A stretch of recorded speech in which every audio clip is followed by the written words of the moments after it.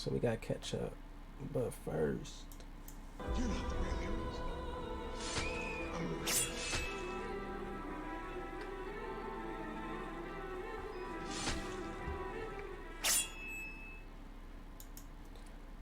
let's see what Jimmy talking about, man. Some guys just want to be the villain. Bill Laimbeer made a career out of being the villain. Kevin Garnett and Rasheed Wallace spent their entire careers terrorizing the NBA, and they loved it. Dennis Rodman's sole mission was to pester the other team into submission. Latrell Sprewell choked out his own coach. For better or for worse, the NBA Nah, choking needs out a your own villain, coach is someone crazy. we can all rally together and root against. And right now, that villain is Dylan Brooks. At least, that's what he thinks. Because this season alone, Dylan Brooks has managed to become public enemy #1 by getting into fights with Donovan Mitchell, Kevin Durant, Russell Westbrook, Anthony Edwards, Pascal Siakam, Klay Thompson, Stephen Curry, Chris Middleton, Draymond Green, James Harden, 7'2", 300-pound Joel Embiid, half the Spurs roster, and Shannon freaking Sharp. It's almost as if Dylan Brooks woke up one day and made a list of the greatest active NBA players and said, F it, I'll take all of them. This has to be some sort of NBA record, a speed run on how to be unanimously despised by everyone. But of all the players Brooks decided to go after this season, of all the great players he provoked and pissed off on his way to 6 points and 3 rebounds on 38% shooting, I think Wait, Dylan Brooks what? missed the memo. Hello. LeBron James. Because this ain't the bear you want to poke. See, missed the memo. His way to 6 How points much and was 3 she? rebounds on 38% shooting. 6 points, 38% shooting. I think Dylan That's Brooks bad. missed the memo on LeBron James. Because this ain't the bear you want to poke. See, in the NBA, there is a fragile balance between how good a player is and the acceptable amount of annoyance they are granted. Shout out to June Lee from ESPN for this concept because it explains this duality perfectly. Now, the better a player is, the more annoying he's allowed to be. For example, Joel Embiid is fairly annoying, but he's really good, so he's way above the threshold. Giannis isn't really annoying at all, and he's the best player in the league, so he's about as far above the threshold as you can get. Right next to Nikola Jokic. Wait, he said he's the about as best? far above the threshold as you isn't really annoying at all, and he's the best player in the league. So Giannis is the best player in the league right now. Debatable. he's about as far above the threshold as you can get. Right next to Nikola Jokic. And most elite players around the league fall somewhere in this region. Guys like LeBron, Steph, Lillard, Tatum, Butler, really good and just annoying enough to make it fun. But this is a delicate thing to maintain, because when you're good enough, you can be about as annoying as you want to be, until you're not good enough and become unanimously insufferable. Ben Simmons is the poster child for this phenomenon, but Draymond Green and Chris Paul have also fallen victim to this as well. Really annoying and slowly declining in ability as the years go along. Now, some players have actually had an opposite trajectory. Not that good and extremely annoying early on in their career, but as their game improved, their antics have decreased. I remember when everybody was saying Grayson Allen was like the dirtiest player ever. I think it was fucking in college. Redemption arc. You love to see it. But some players have taken it upon themselves to be as annoying as humanly possible while refusing to hold up their end of I the got Zaza bargain. Pachulia on Instigators him. who have absolutely no reason to be the way they are. Players like Pat Bev, Marcus Morris, Tristan Thompson, and even going back in time, there's been some absolute villains throughout NBA history. And yet, somehow, Dylan Brooks has found a way to be worse than all of them. Never before have I seen a player who is as unanimously disliked as Dylan Brooks is. And of all the things the game has to offer, of all the ways he can make a difference and contribute to his team, poking the bear is his specialty. Even worse, he's not very good at that either. Because even the worst villains understand that there are some players you really don't want to piss off. They aren't fazed by your trash talk, but they will ruin you for trying it. These players are on the Do Not Trash Talk list. It's an exclusive club, and once a player joins it, the league comes to a silent agreement to never slight, jab, or trash talk that player. Now, any player can break this agreement if they so choose, but not without severe consequence. Larry Bird would often get challengers brave enough to trash talk him, and the result was always the same: humiliation Larry. and regret. Michael Larry Jordan established his legendary. position on the do not trash talk list early on in his career, but that didn't stop the occasional lunatic from stepping out of line and testing him. Unfortunately, Nah, for Mike them, got it. Michael had an unhealthy relationship with squashing marginal NBA talent into irrelevance. The result of this was always a career night for Jordan and a downward spiral of shame for the opposition. Kobe was MJ's successor on this list, and right when the league thought that no one was exempt from some competitive banter, Kobe picked up right where Jordan left off and never missed the opportunity to make another man regret his decision to pick up a basketball. How quickly can I make Kobe man was a want to quit his dog, too. profession? Well, let's find out. If you trash talk the players on this list, they won't just give it right back to you. They become obsessive, driven to make sure that you become acutely aware of the fact that you are inferior. It's psychotic, really. And among active players, LeBron is the natural successor to Kobe in this regard.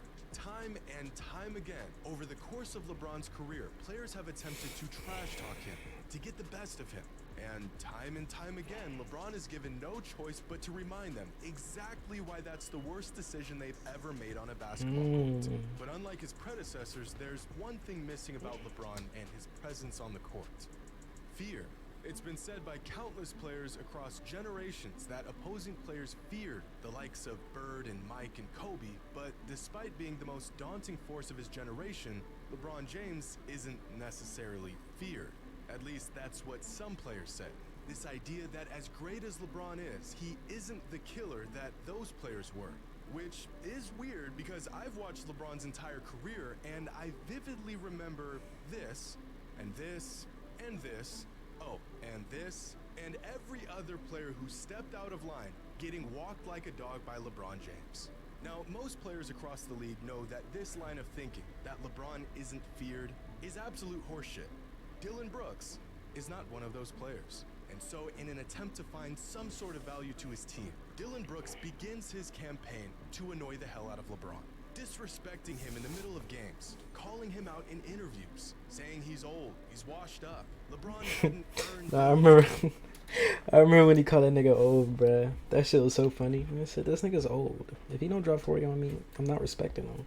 respect yet. Despite Brooks' 5-14 career record against LeBron and the atrocious gap in head-to-head performances, Dylan Brooks was incessant, determined. It got so bad that even Skip Bayless, the LeBron hater, wanted LeBron to shut the kid up. I seethe over this to the point that I want LeBron to destroy this man. Nah, that is great. Getting Skip to say that he wants LeBron to score and dog this nigga is crazy. It's so out of bounds what he did. It's so uncalled. Yeah, that is mad disrespectful, I ain't gonna lie. Dignity of one LeBron Ramon James that he can destroy this kid if he so chose to do. And then to top off all the antics, That was mad Brooks disrespectful. drove the final nail into the coffin when he said this about LeBron and the Lakers leading into the playoffs. But I wouldn't mind playing LeBron in a 7-game series. The legacy's there. First time back in the playoffs, knock them out right away in the first round. And that was it. Unbeknownst to him, Yeah, I didn't even see that clip before, but yeah, that nigga chatting Dylan bad. Brooks had just ended the Grizzlies season. I could see if you were Jaw saying this because you actually do something on the team and put forth effort and score and making the team win, but your sole purpose is to play defense.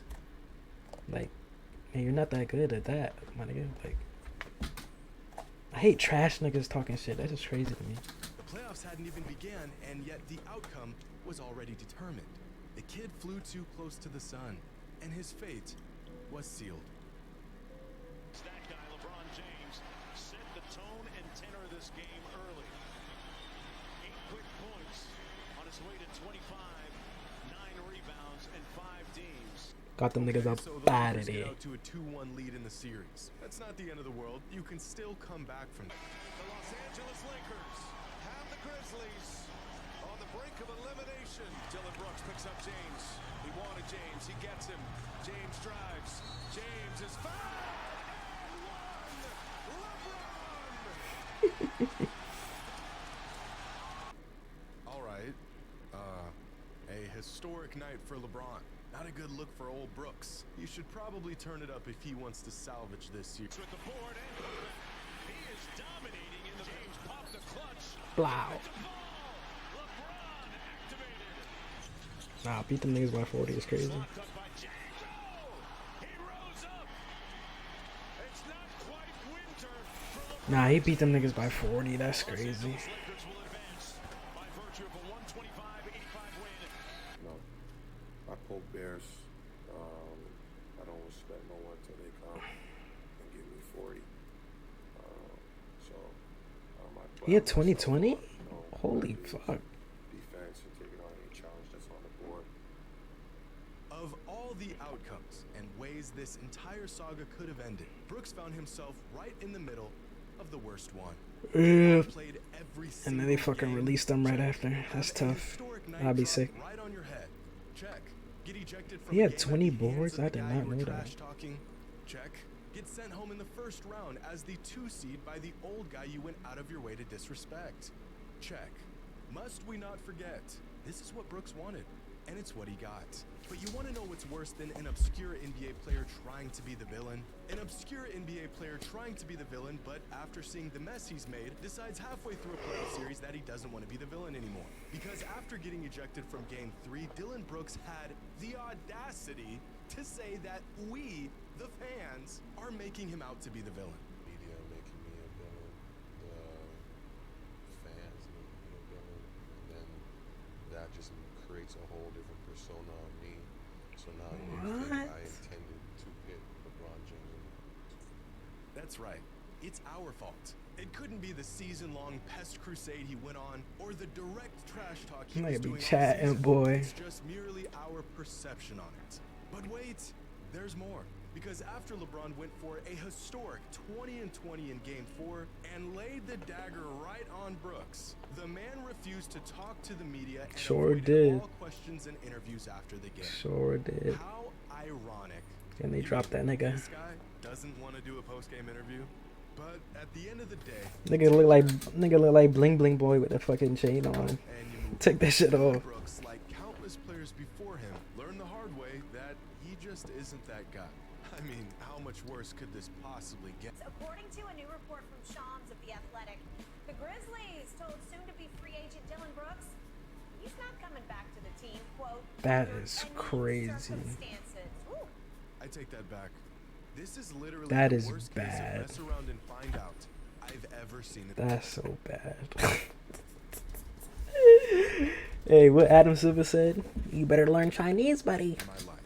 Now, I've seen players get humiliated. That's sent so home, bad. Benched for talking too much. But in all my days, I have never seen a player, a starter in the NBA, get released because he was talking too much trash.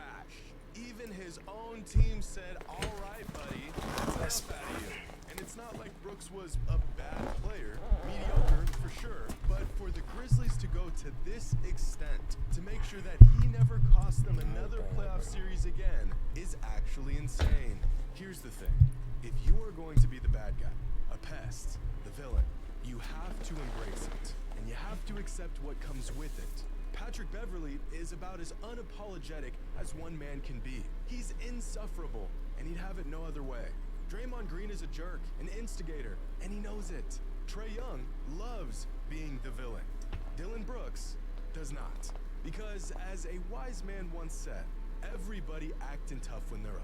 Now that LeBron is older, he's slowed down, he gets injured more often, can't jump as high or run as fast, some players are beginning to think that LeBron is no longer on the do not trash talk list. That the door has opened back up and they can talk smack without consequence. But even in his ancient age, 20 years of mileage, and apparently not being one of the most feared players in the NBA, LeBron still managed to teach Brooks a lesson he'll never forget. Some bears just ain't worth poking. Hope you all enjoyed. And as always, until next time. Yeah, that's tough, my boy. Shanghai Dillon Brooks looking down terrible. Hey man, W video from Jimmy, man. I'm gonna go ahead and like it. I'm gonna go ahead and like it and shit. I'm gonna go ahead and like it, and then I'm gonna let Kai tell you what to do for my video. I'm gonna let Kai tell you what to do for my video.